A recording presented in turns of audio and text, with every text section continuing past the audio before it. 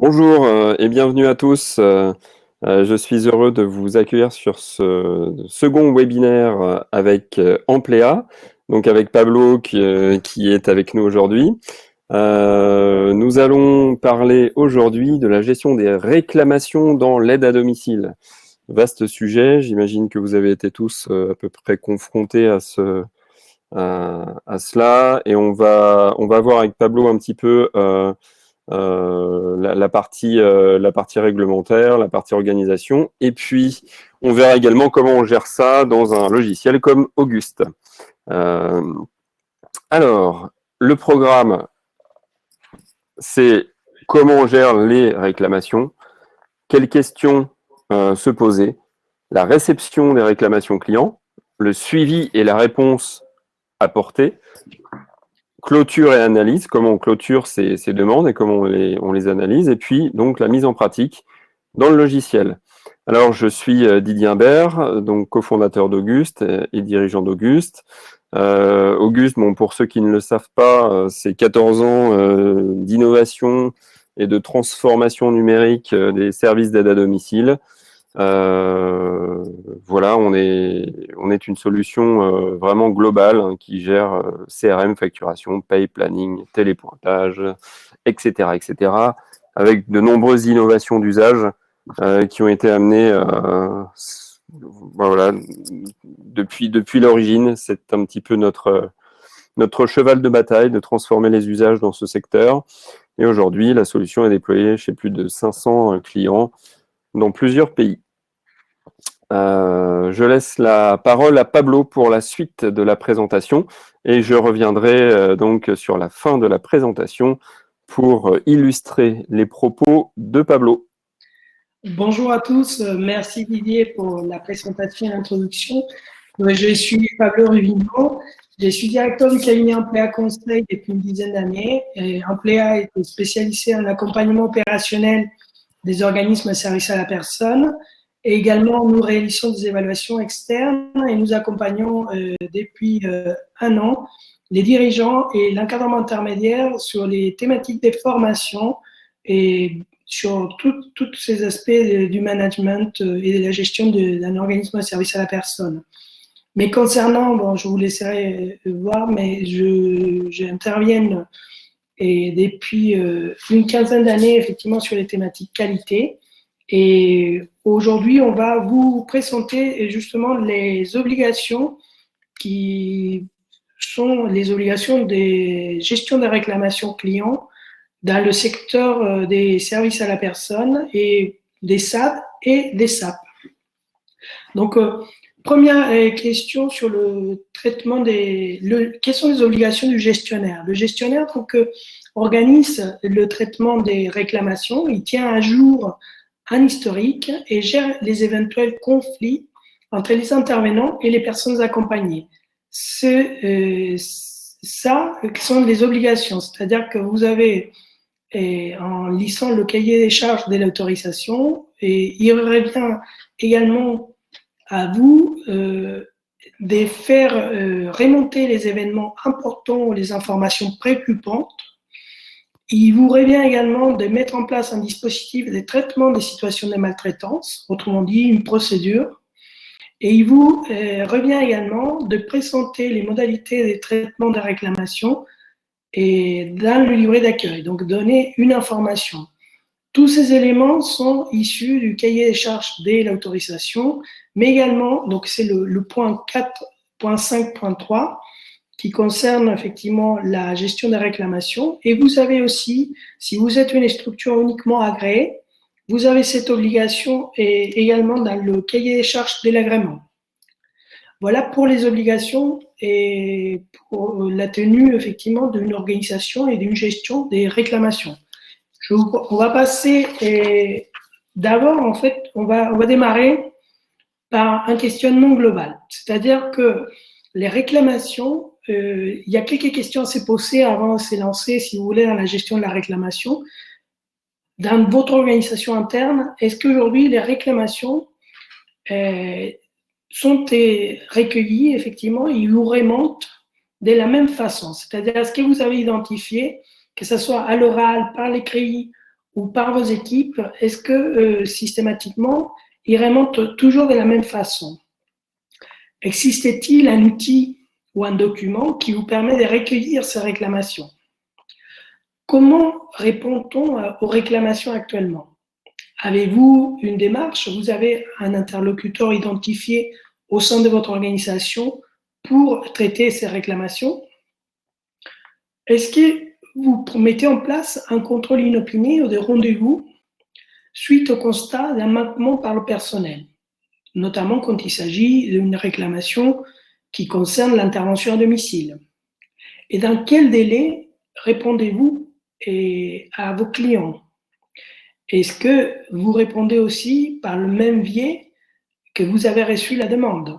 Si vous voulez, ce sont des questions qui vous permettront déjà de déceler, de diagnostiquer d'abord votre gestion des réclamations en interne.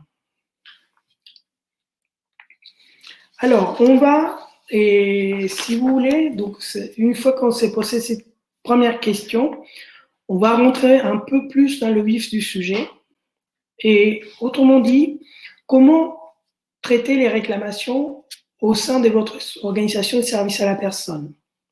Si vous voulez, tout d'abord, avant de s'élancer effectivement dans le dispositif d'enregistrement, je dirais que il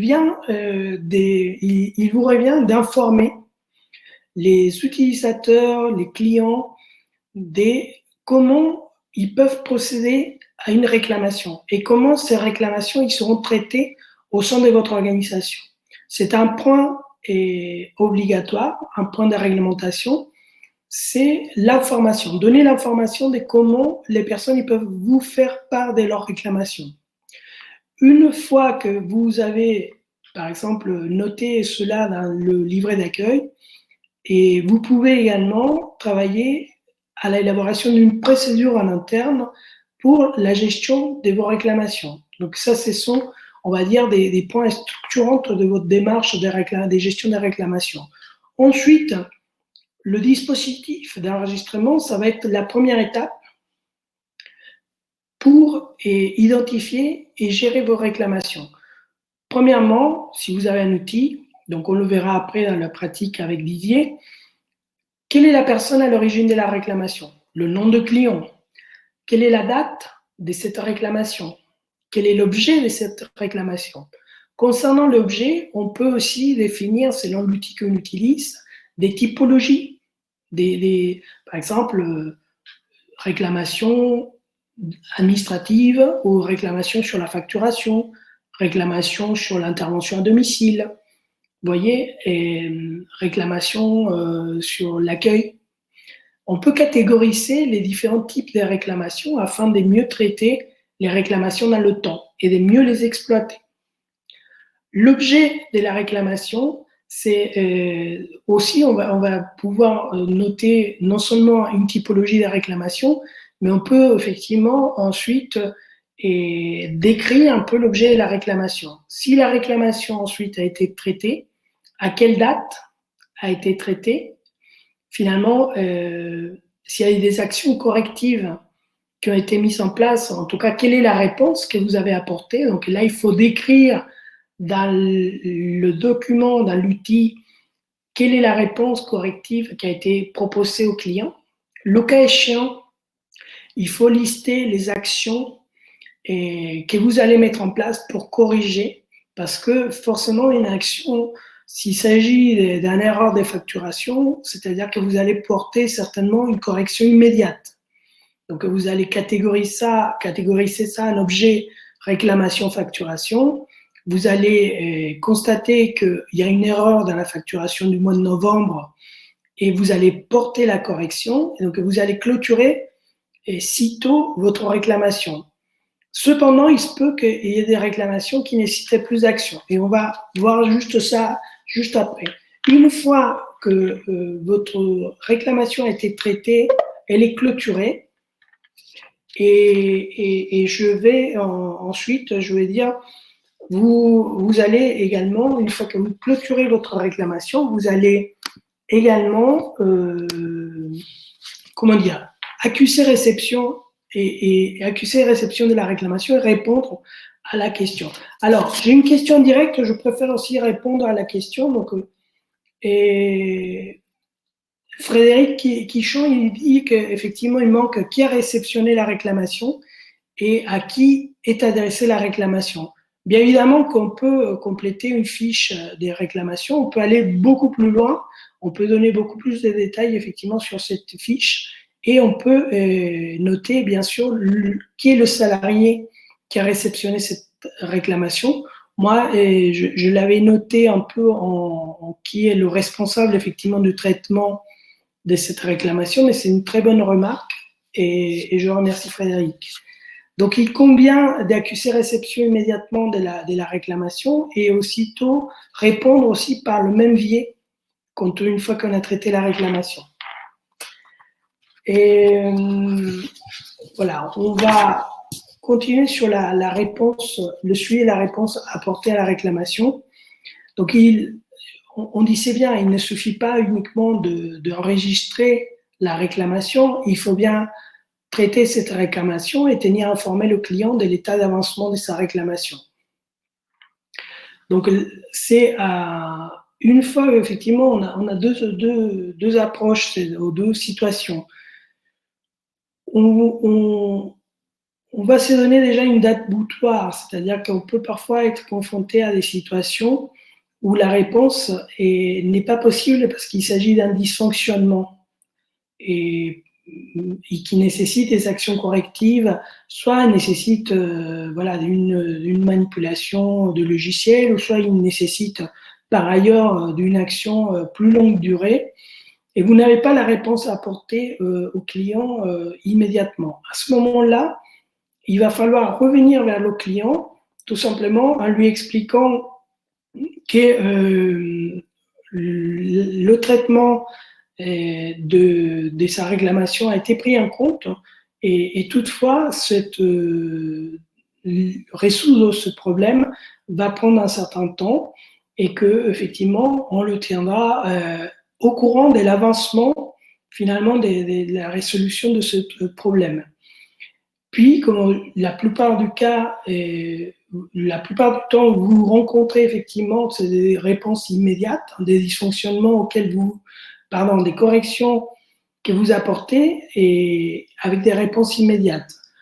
Bien sûr, il faut se dire que derrière une réclamation, il n'y a pas uniquement la notion de réclamer, c'est-à-dire que derrière la réclamation, ils peuvent avoir une insatisfaction émergente, c'est-à-dire que la personne qui vous a fait la remarque, il peut cacher derrière d'autres personnes qui ont eu le même ressenti que cette personne.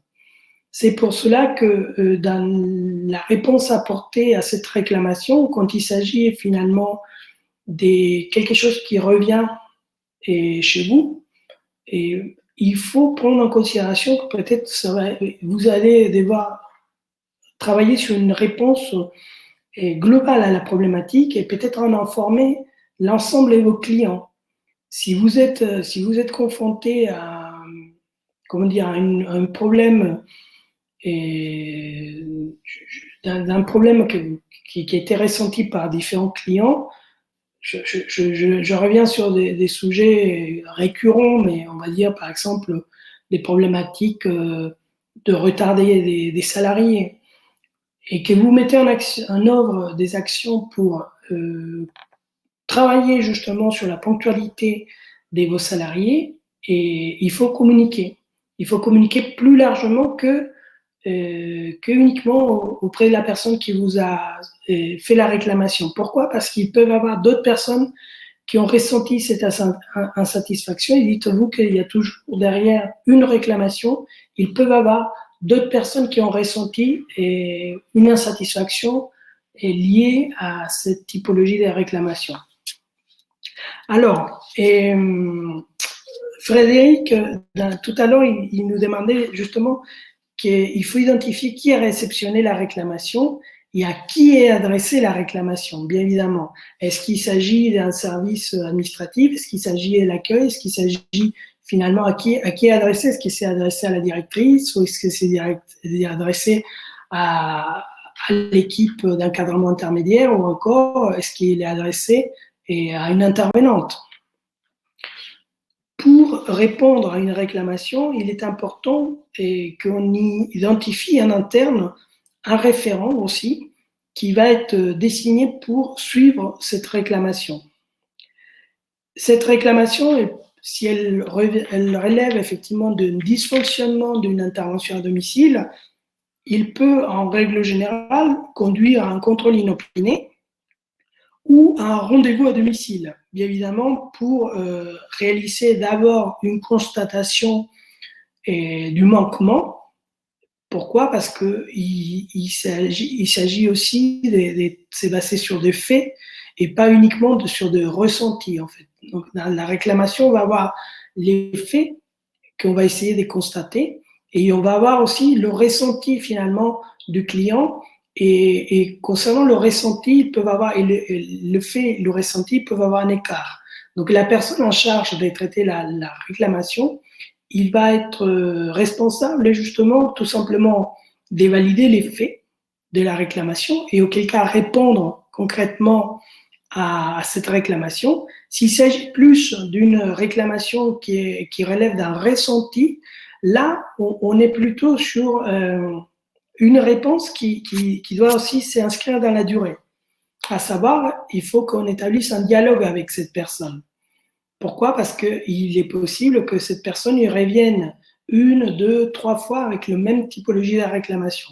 Donc, il faut qu'on puisse établir un dialogue constructif avec cette personne pour que, si bien cette réclamation relève d'un ressenti client, qu'on puisse arriver, si vous voulez, à trouver un accord, et surtout qu'ils comprennent quelles sont vos contraintes, vos difficultés, qu'ils comprennent aussi quel est le travail que vous faites et que vous mettez en place pour remédier à ce problème qu'ils ressentent.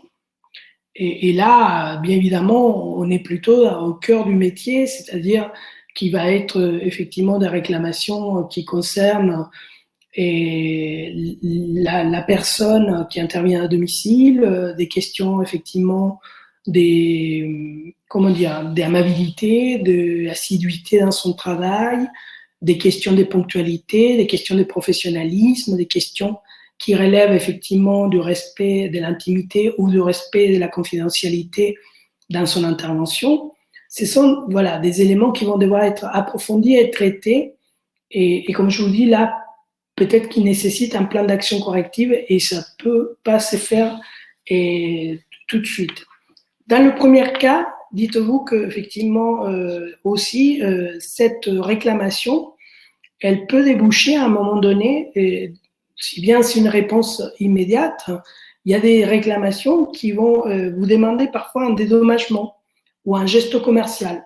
C'est moins vrai dans le secteur des services à la personne, mais dites-vous que certaines personnes, ils ont l'habitude de quelque part se voir dédommagés quand il faut une réclamation. Donc ça, c'est un usage commercial qu'on rencontre dans d'autres domaines d'activité et qui parfois aussi peuvent être attendus par un client. Bon, tout cela dit, et c'est beaucoup plus rare effectivement qu'un client il vienne vous faire une réclamation. Mais si vous êtes sur une activité confort et qu'il y a une réclamation justifiée sur un manquement professionnel, par exemple, il se peut que vous disiez à ce client, en réponse aussi de sa réclamation, que, par exemple, l'heure d'intervention est offerte ou que vous allez appliquer, si vous voulez, un geste commercial sur sa prochaine facture. C'est une façon aussi d'apporter, si vous voulez, un dédommagement ponctuel suite à la réclamation, quand bien évidemment cela est justifié. Dans le second des cas, je vous disais, cela entreprend une plan d'action et cet dysfonctionnement, vous devrez certainement faire des actions de communication plus globales pour informer l'ensemble des clients de la correction de ces dysfonctionnements. Je vous propose effectivement de travailler juste sur la clôture et l'analyse de cette réclamation. Donc, dans un esprit résolument positif, il faut toujours répondre au client.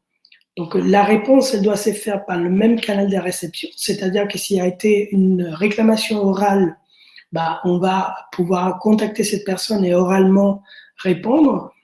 Si cette réclamation a été faite par écrit, idéalement, il faut répondre par écrit ou par mail, à minima. Mais dans tous les cas, dites-vous que l'ensemble des réclamations, il faut qu'ils soient tracés. C'est important, même si ce sont des réclamations de ressenti ou des réclamations justifiées par des faits, ou encore c'est des choses très ponctuelles que vous réglez immédiatement.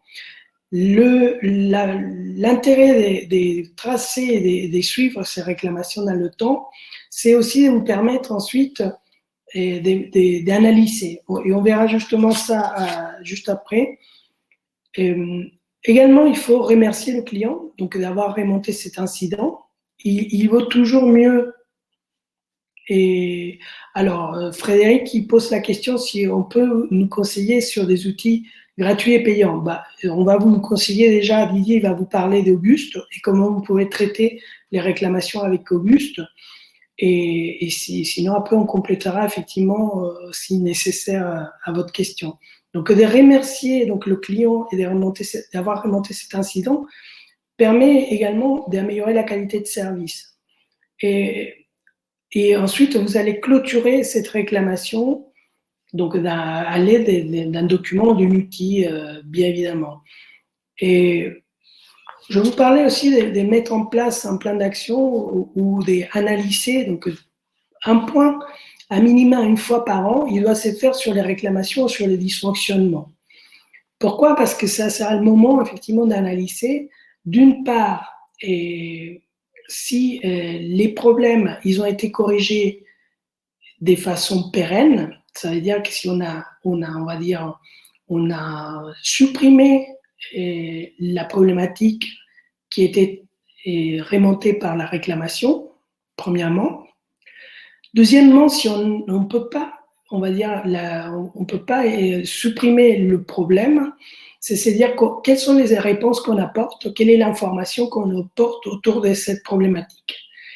Et l'important, c'est-à-dire d'analyser systématiquement, au moins une fois par an, l'ensemble des réclamations faites.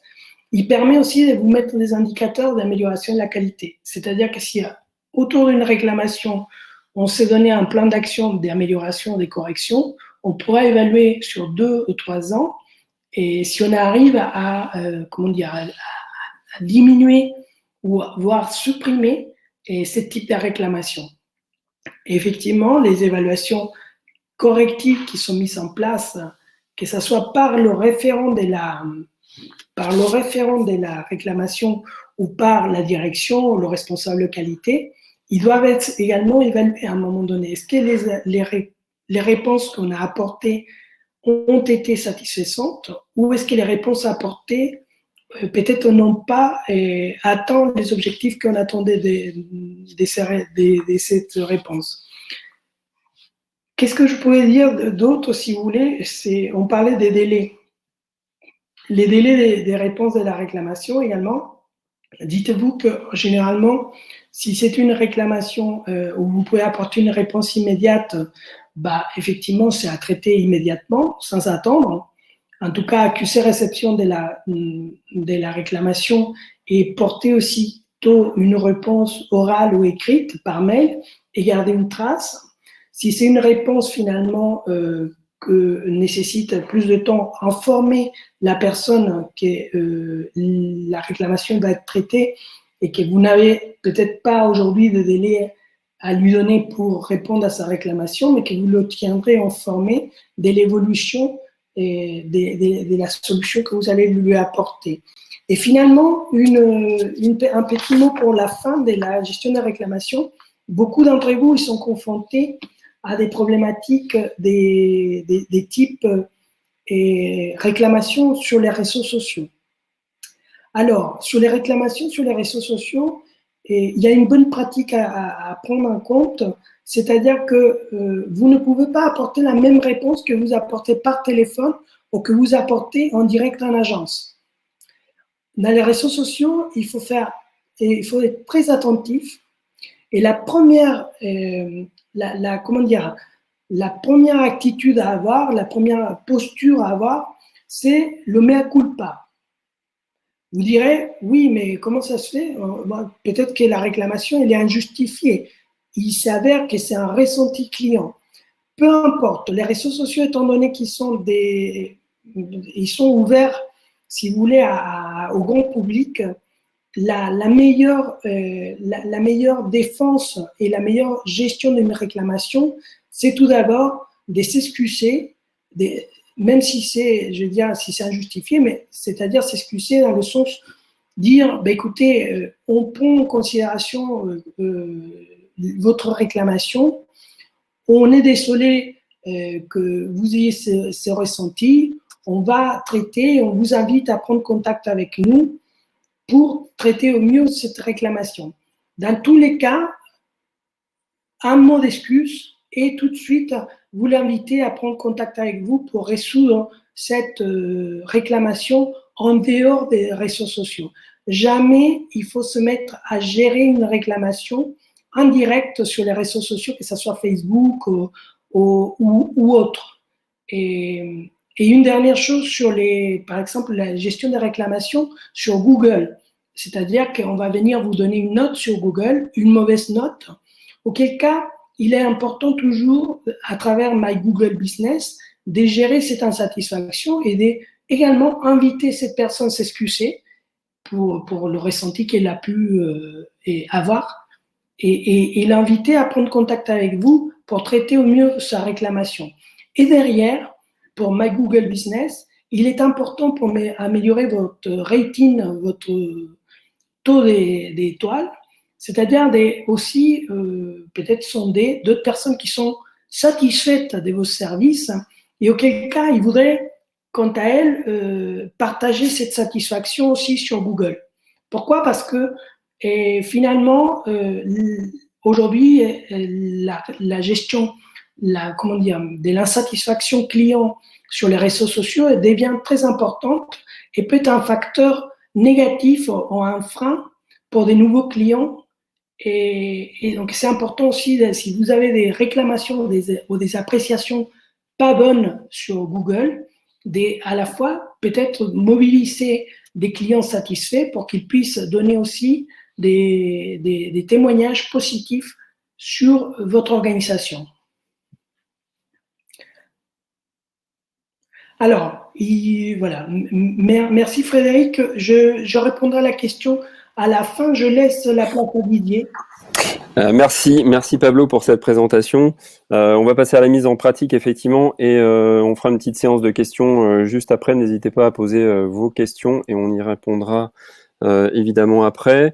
Juste, je rebondis sur cette histoire d'avis négatif. En effet, le problème, c'est que souvent, ce sont justement les mécontents qui s'expriment et donc du coup malheureusement vos clients satisfaits par défaut vont pas s'exprimer et donc effectivement il y a un effort à faire pour aller recueillir finalement le soutien de vos clients inconditionnels pour contrer vos clients grincheux. Voilà, donc ça c'est effectivement un travail très important à faire et effectivement qu'on vous engage évidemment à faire de manière régulière. Et en effet, aujourd'hui, Google, malheureusement en quelque sorte, a un petit peu le monopole des avis aujourd'hui sur le web. Donc on peut difficilement passer outre. Alors, je vais vous partager du coup. Alors, je vous partage un autre écran sur lequel je vais vous montrer du coup Auguste. Alors, hop.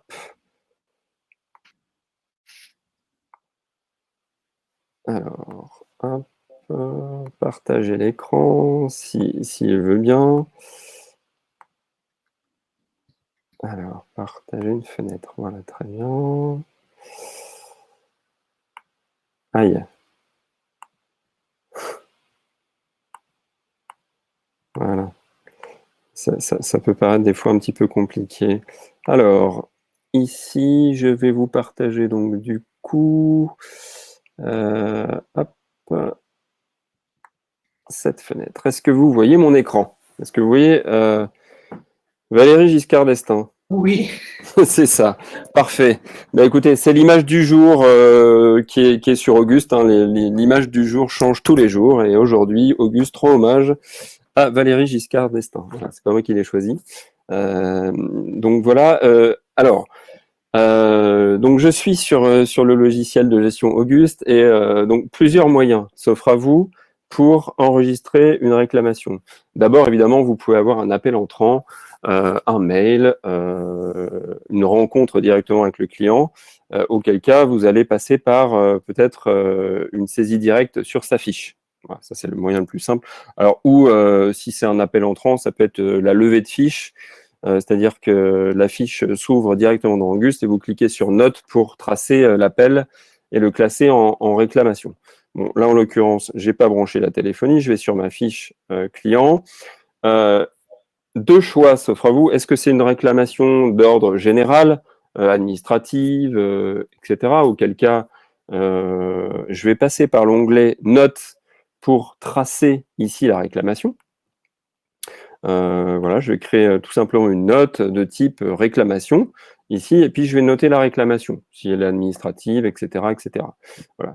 Autre cas de figure, je suis dans le cas d'une réclamation qui implique un intervenant, auquel cas je peux directement en fait créer une réclamation depuis la liste des intervenants qui interviennent au domicile de mon client. Donc ici, je vois que mon client a deux intervenants réguliers, un pour le ménage et un pour le jardinage. Et donc, je vais pouvoir dire, tiens, ici, un problème, par exemple, de qualité de la prestation. Et je vais pouvoir générer directement ma réclamation. Donc ici, le titre, par défaut, reprend le type de réclamation, mais je vais bien évidemment pouvoir l'expliciter. Et ici, je vais pouvoir dire à qui j'attribue le traitement de cette réclamation. Donc, par exemple, j'ai attribué le traitement de la réclamation à Sophie, sachant qu'évidemment, je vais tracer quel est l'utilisateur qui a bien sûr créé cette demande, donc par qui il est arrivé. Et puis ici, je peux mettre une date de résolution souhaitée. Par défaut, c'est la date du jour, mais je peux très bien dire, voilà, mettre une date de rappel, de manière à ce que cette réclamation en fait ressorte dans les tâches à traiter de Sophie. Sont associés à mes réclamations, là en l'occurrence, le client et l'intervenant, puisque c'est une réclamation qui du coup concerne également mon intervenant. Donc cette note sera également visible sur la fiche de l'intervenant. Donc au niveau traçabilité, on va avoir du coup le suivi à la fois côté client, mais également côté intervenant. Je peux également, bien sûr, détailler ici le contenu de la demande.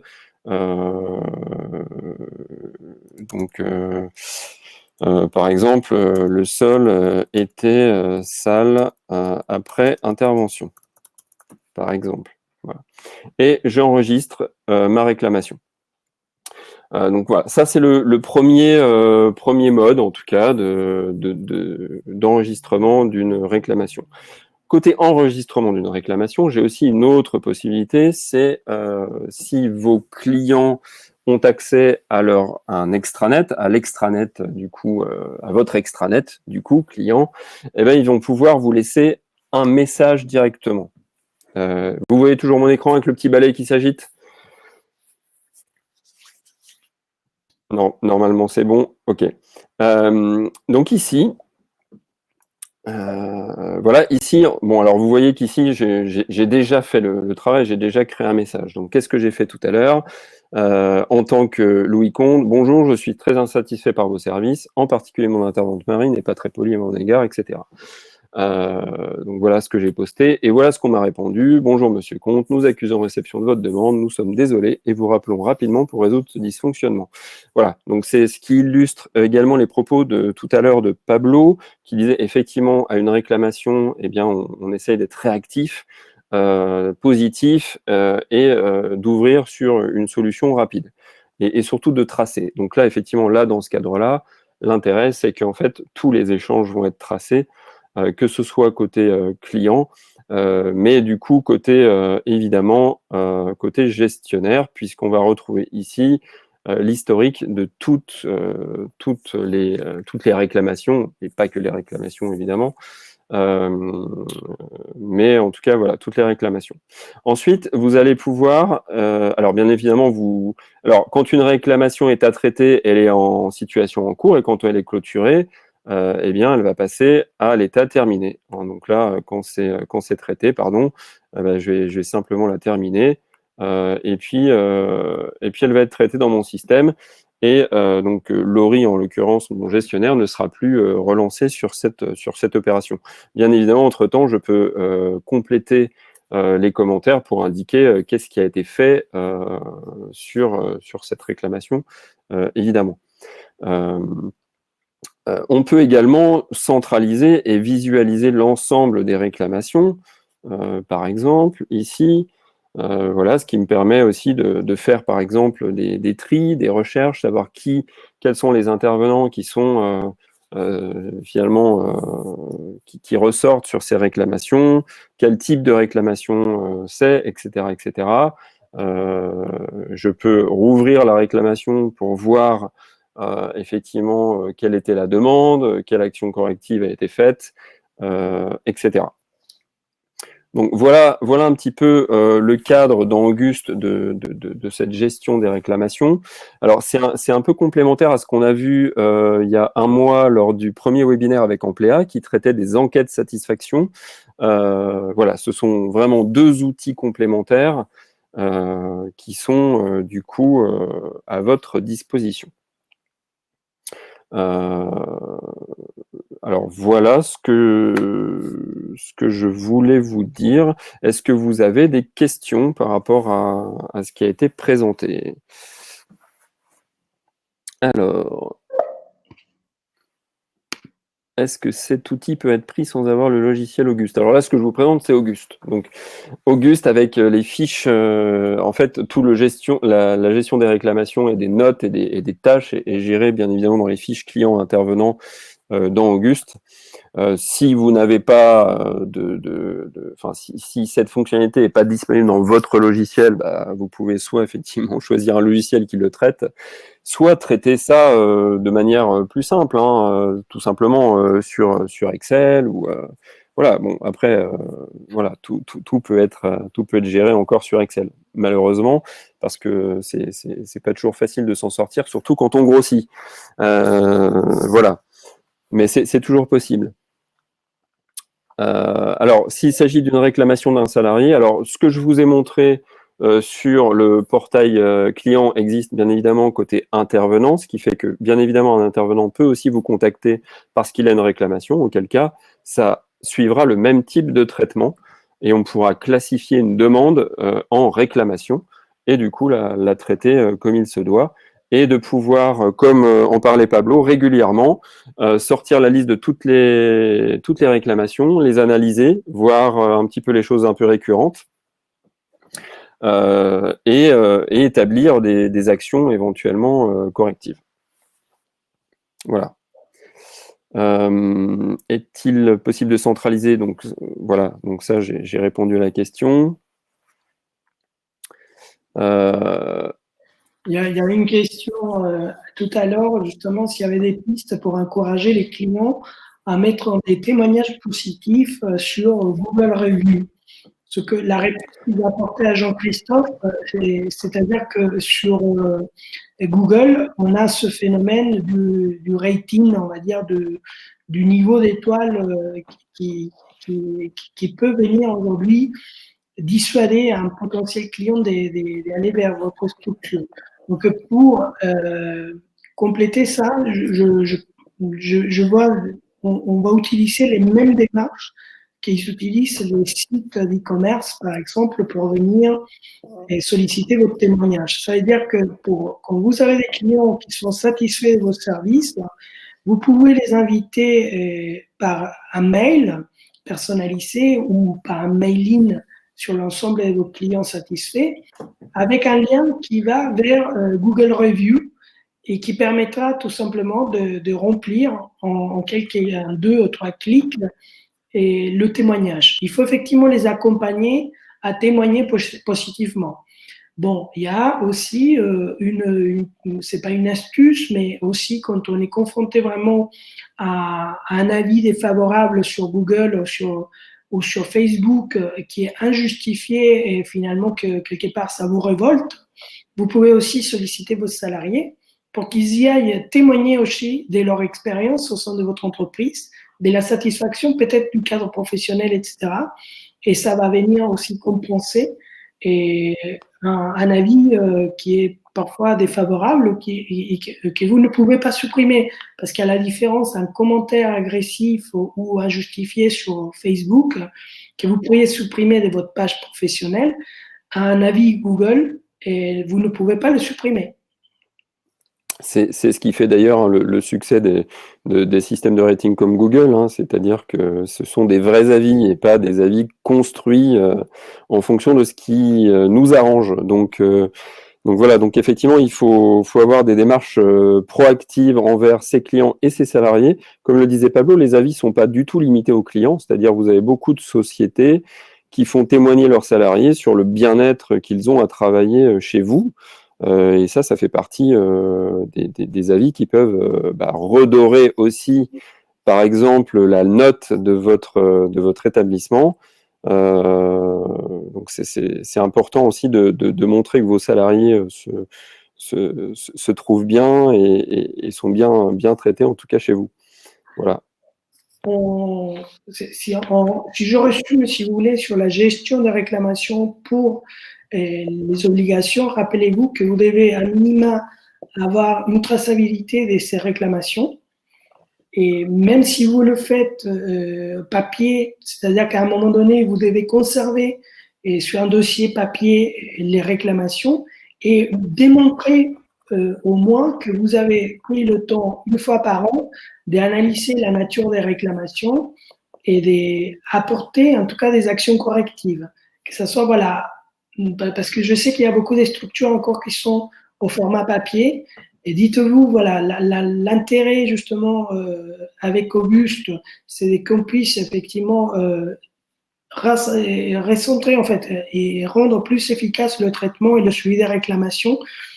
Et on sait, bon, la difficulté du papier, c'est-à-dire qu'aujourd'hui, on n'arrive pas vraiment à traiter efficacement et on voit parfois c'est cumuler des réclamations qui ont le même origine, ont la même problématique. Et finalement, le fait qu'on ne les ait pas centralisés à l'aide d'un outil logiciel, ça ne permet pas de les traiter efficacement.